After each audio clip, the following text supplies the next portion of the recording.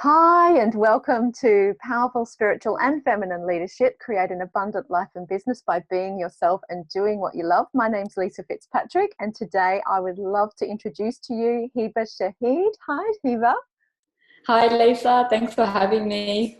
So lovely to have you on the interview series, Heba. We have so much juicy discussion to get into today. So I'll introduce Heba's work first. Heba Shaheed is co-founder of the Pelvic Expert, thepelvichexpert.com, a digital wellbeing platform specializing in maternal, menstrual, and hormone health. It's an absolute plethora of information, that platform. Heba was inspired to work in the space following her own challenges with a 15-year history of chronic pelvic pain and endometriosis, and after witnessing the devastating effects of birth injury following her sister's first birth. A qualified physiotherapist, nutritionist, and exercise specialist, Heba is a leading authority on women's pelvic health and is a media commentator on this important yet so underrepresented issue. She's a global leader in holistic, non-surgical, accessible solutions for endometriosis, birth-related pelvic floor complications, and pregnancy back pain. Thank you so much for joining us, Heba. I just know this will be such a juicy discussion today. It's my pleasure to be here, and I'm ready to dive into all those juicy discussions. Oh, yeah, beautiful. And your tagline is empowering women to live fearlessly. And this really excited me because I'm a firm believer that when a woman's comfortable in her body and understands how important her pelvic physiology is to that basic foundation of strength and power, not only physically, but, energetically as well. What do you think that relationship is between empowered women and the pelvic floor in particular? And let's go there first. How does this relate? How these two things relate? Well, I suppose it's because we know that, the most important group of muscles, and so many things are occurring in the pelvis in a woman's body. And if things aren't working very well, or if her bladder's not functioning well, her bowels or digestive system isn't functioning well, her reproductive system isn't functioning well, then it can affect her entire well-being. So she can affect it physically, it can affect her emotionally, spiritually, in all aspects of her well-being.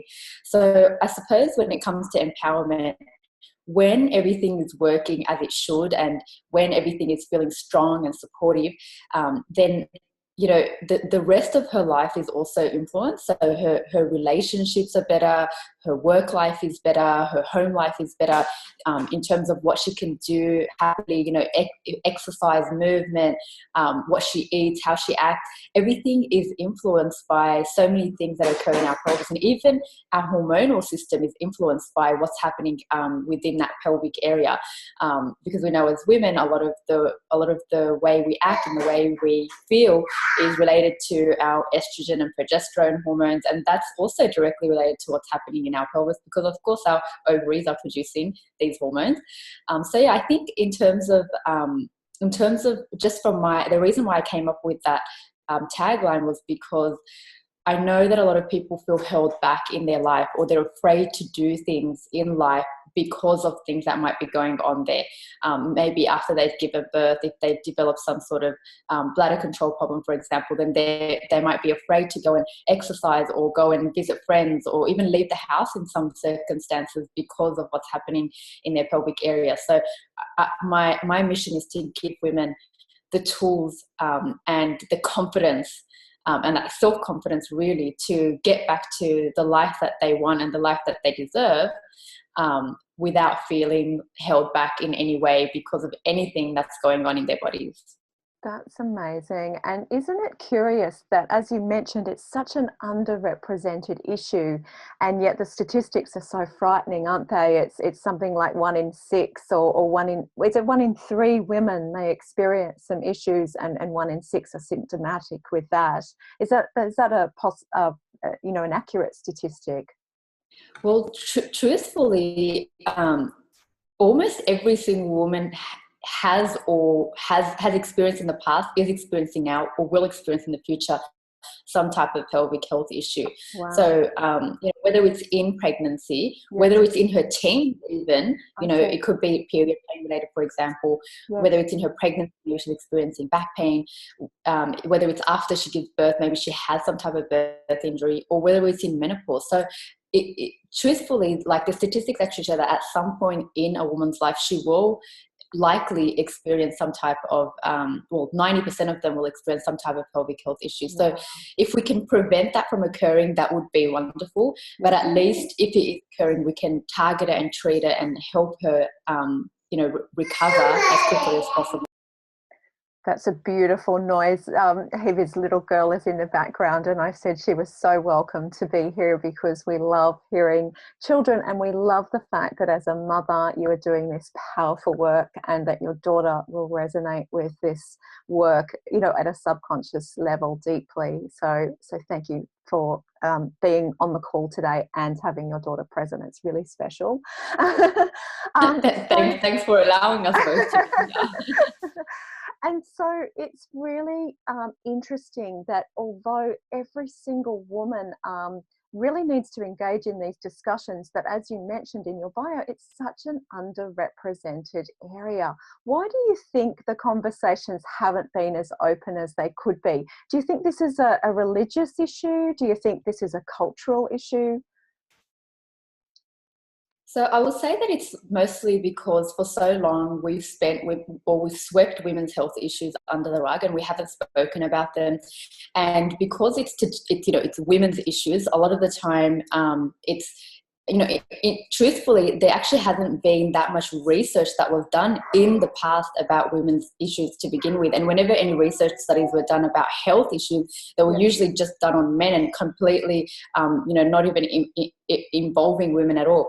And when we talk about women's issues, it's almost like, oh, this is just part and parcel of being a woman. So you have it, that's it, that's normal, and you kind of have to put up with it. So I would say it's partly because we've for so long just swept it under the rug, but also there's taboos that come along with it. So the fact that it's something to do with her vaginal area or her pelvic area, we don't talk about that, and it's partly a cultural issue that's been through many and various cultures all across the world. It's Eastern cultures, Western cultures, it doesn't really matter. It seems to be an issue that affects women all across the globe. Yes. Yeah. And religiously, there can definitely be some influence there as well. So we know that some religious cultures have a bit more taboo with those sort of things.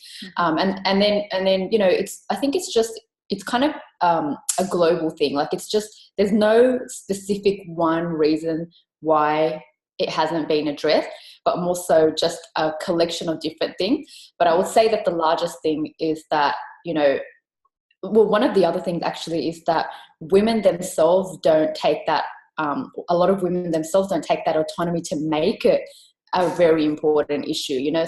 But we are also responsible for part of it. So, in many households, the mothers, when a girl comes and speaks to her mother about the issue, the mother will also say something like, oh, that's normal, or no, we don't talk about this.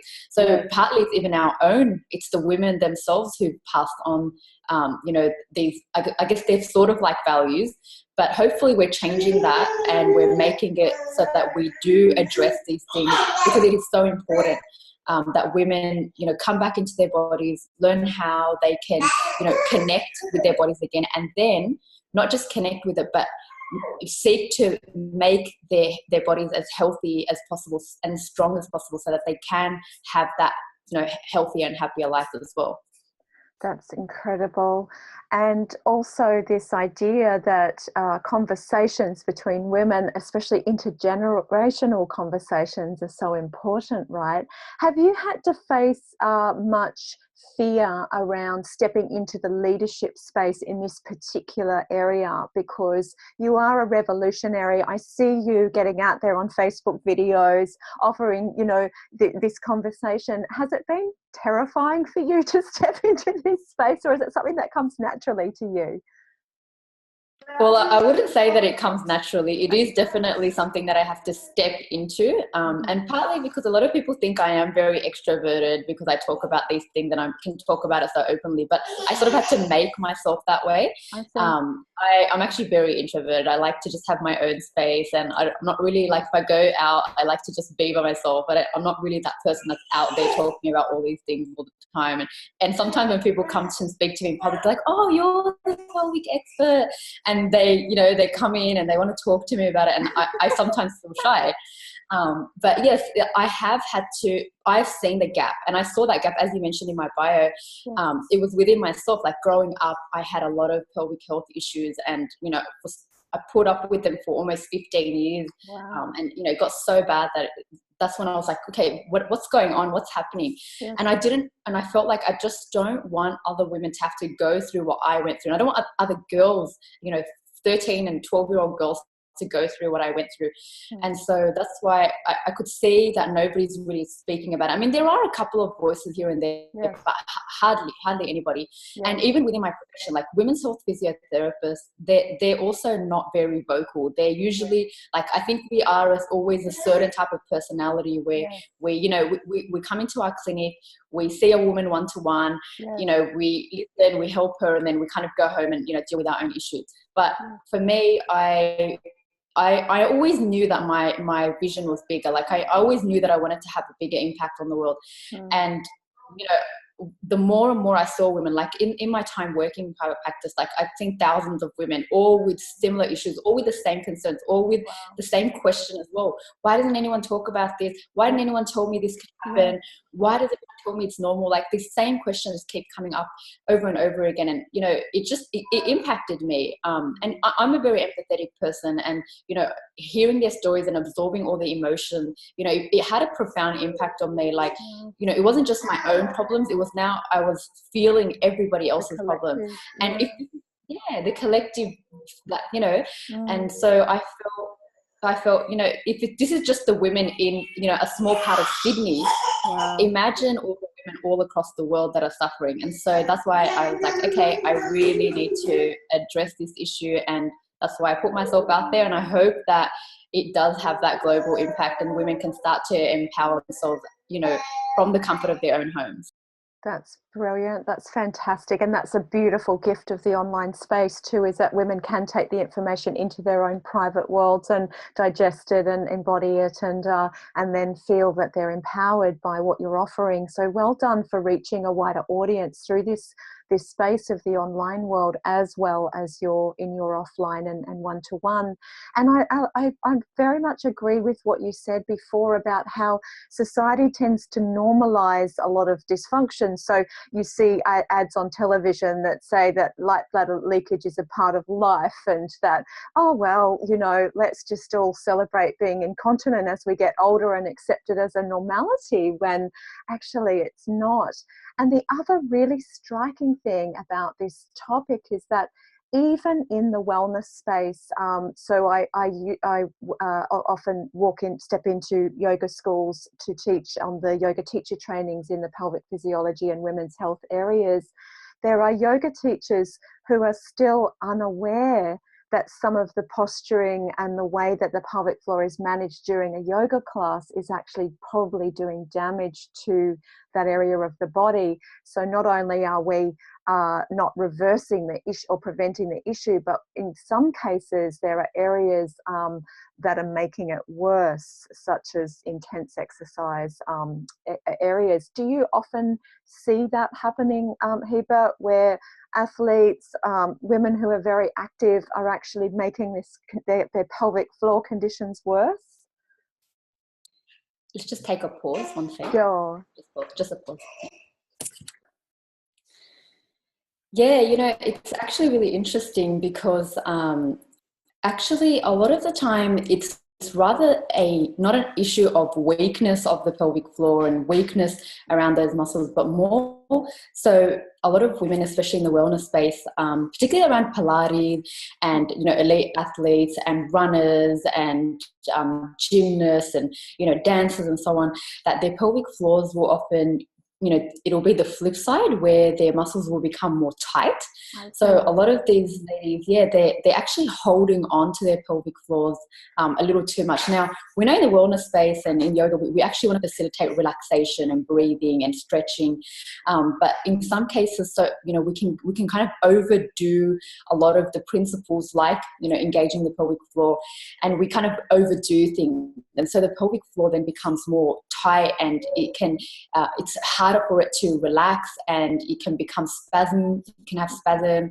And so these ladies can go on to develop more painful symptoms. So sometimes they have more pelvic pain or more hip pain, or they may experience constipation issues because their pelvic floor muscles are so tight, or they may experience urgency of their bladder because again, it's like the tight muscles are creating tension around their nerves. So it's more that we tend to overdo things. Like, you can overdo too much of a good thing too, right?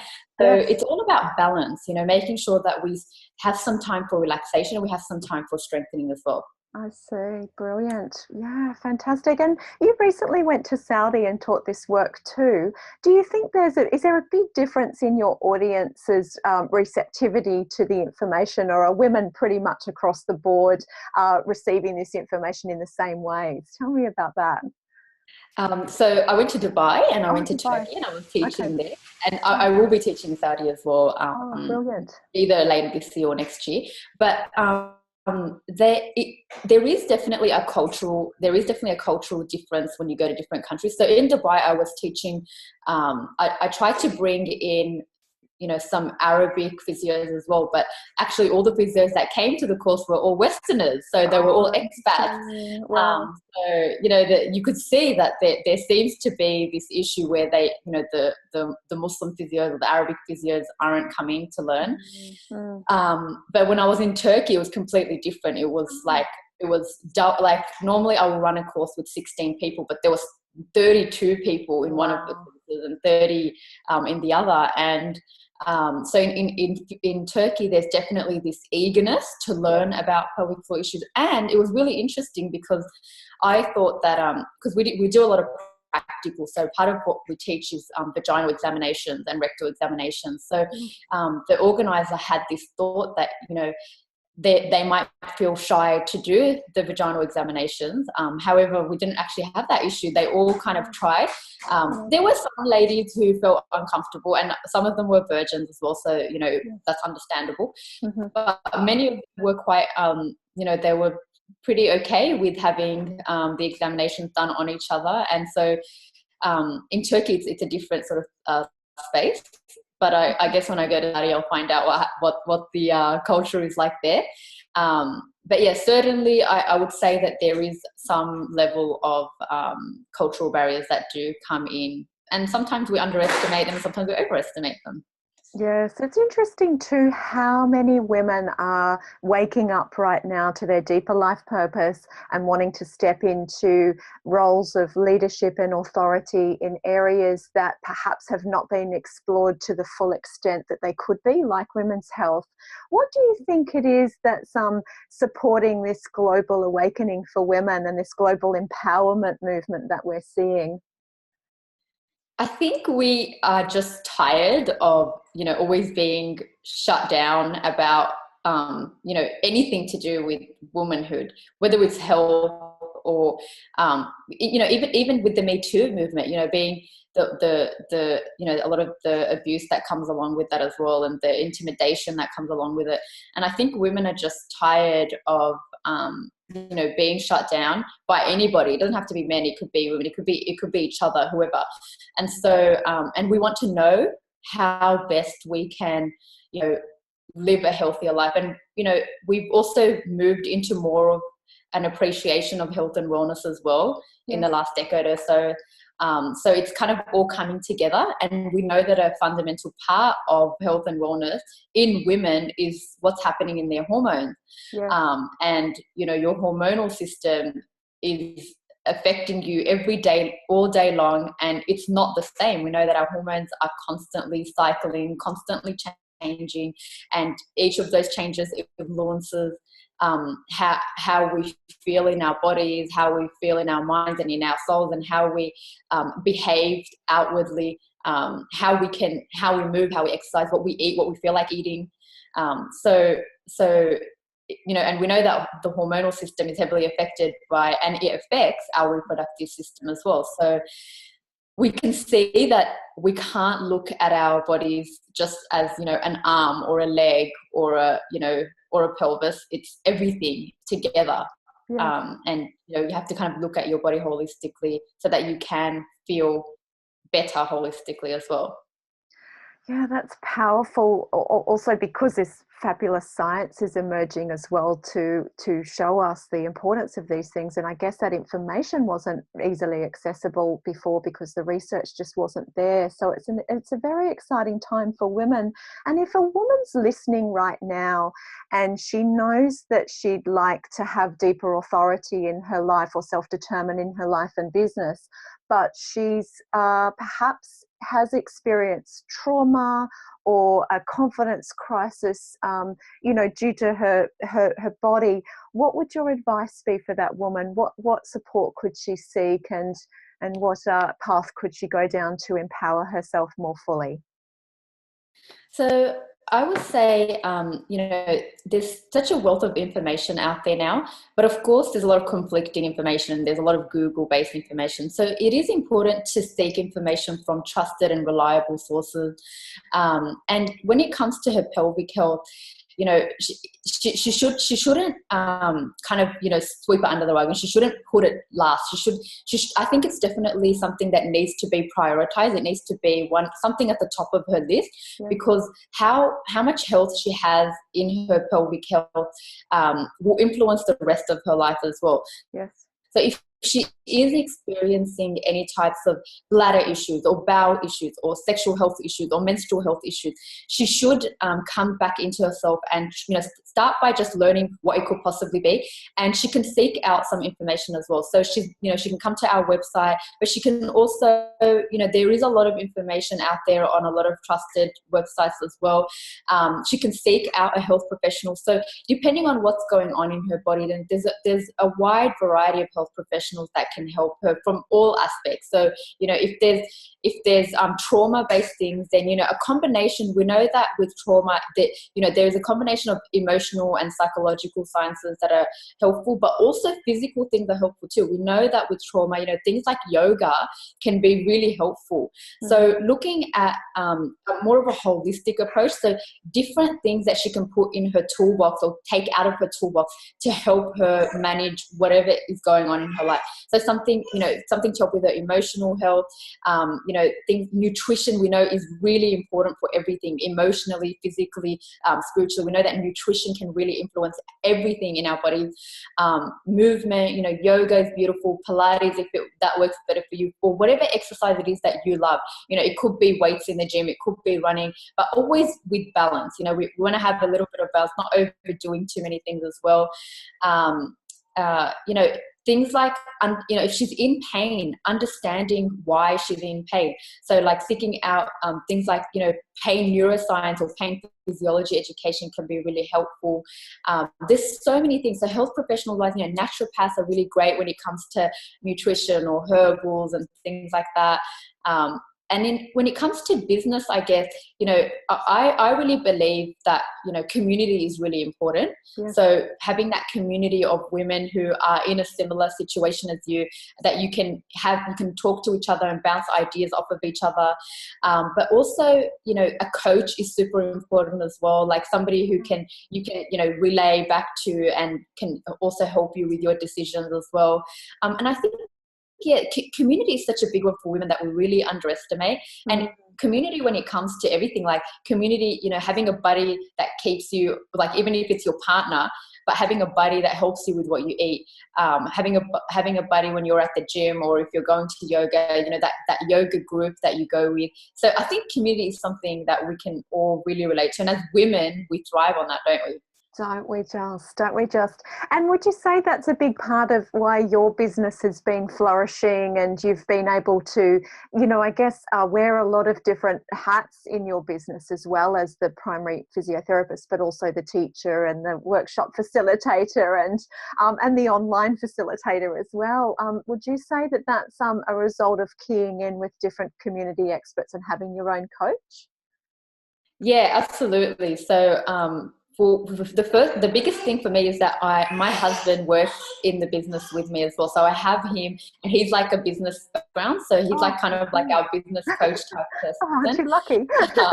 And he's very supportive of me so, when I go, if I have to teach, he comes with me, and he's very supportive of me, and he looks after my daughter when I need to be somewhere. So that family community is really important. Yes. My sister also works in my business, and she's very supportive. If I'm having a crisis of technology, she's there.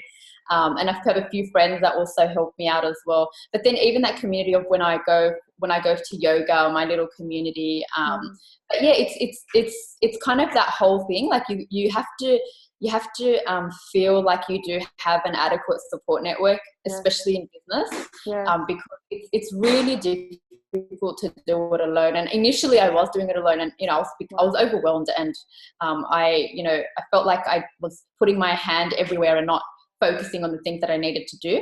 And one of the things that was really great was that we took part in like some it's like startup accelerator programs. So that in itself is like a community of other people who are in startup mode as well, in that first couple of years of business. And we have very similar things that we're going through, but also you learn a lot from each other as well on how to like get somewhere faster, or what to prioritize and what not to prioritize. So yeah, I think all in all, community is probably one of the most powerful and most important drivers. And even just this now, like having a summit and having an event where you're bringing together lots of different women who have expertise and have that leadership as well, so that women can learn from each other. But also when I come to watch the other women as well, it's you feel that sense of community. We're all there, and we all need that that extra support, and we can resonate with each other as well. It's so true, isn't it? It's so powerful. And what's in store for 2018? Your gorgeous website, thepelvichexpert.com, has so many juicy offerings. Do you have anything else coming up this year that you'd like to share with everyone? Well, actually, I do have quite a few things. So what we're working on now is we're kind of in beta mode of a few of our programs, and mid-year we will actually launch our full complete versions of our programs. So we have programs on offer for pregnant women, for mothers who have any type of pelvic health issue, for women who have pelvic pain, and for women who have endometriosis. That's kind of like our four core most important group of women's issues. But later in the year, in September, we're actually running a summit very much like this one, but specifically for pregnancy and for motherhood. So not just new mums, but long-time mums as well, and trying to just bring in that holistic learning about, your nutrition, your fitness, your pelvic floor, spirituality, everything kind of come together so that women can have all of these tools that they can engage in if they're mothers, to help them with their health. So yeah, that's kind of what I've got planned for the rest of 2018. Oh, that's so exciting. Oh, well, I'd like to thank you so much for being a part of this summit. It's just such a privilege to have your expertise and that you shared your wisdom. I'm so grateful. Thank you so much. Thank you so much for having me, and I really hope that some of what I've mentioned has inspired the ladies who are watching, and feel free to reach out to me if you ever need to as well. Well, you've certainly inspired me, and I know that this will have a profound ripple effect on every single listener. So thanks again so much for coming. Have a beautiful day. Thank you for having me. Thank you. It's been a pleasure.